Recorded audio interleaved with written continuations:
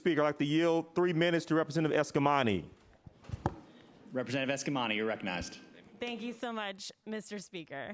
So, members, I spent a lot of time yesterday presenting amendments that I think very well demonstrated my position on this bill. So I'm going to take a moment, just take us back in time a little bit to one of our past governors, Ruben Askew. Now, Ruben Askew was a Democrat from North Florida, and he won the state with 57 out of 67 counties. A tall, reserved man.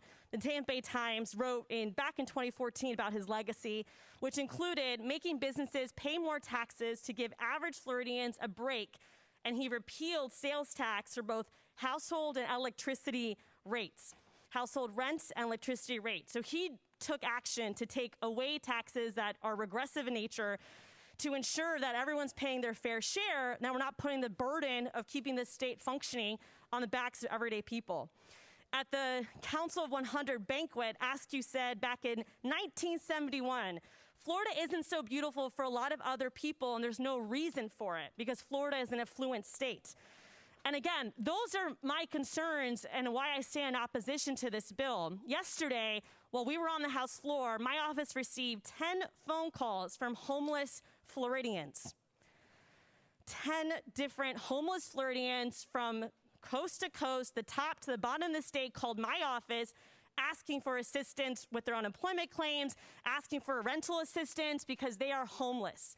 That brings the total to my legislative office for this month alone to 23 homeless people in this great state that called us. My legislative aide told me that she felt more like a 911 operator yesterday than a legislative staffer. When we talk about these issues, we're not doing it to be dramatic or cause a stir. We're doing it because these are real lives that we're talking about. And Representative Jenny just outlined how, we asked so many Floridians to stay home during this pandemic. Many changed their shopping behaviors to shop online. And now those folks are going to be paying more in taxes, including our seniors who are on a fixed income. And the fact that they don't get anything back in return for this tax increase is something that we should all be concerned about, which is why one of the amendments I brought forth yesterday would have reduced sales tax across the board for everyone. So at the very least, folks see a benefit in their pocket, right? And I just want to outline a few other ways where this money could be used.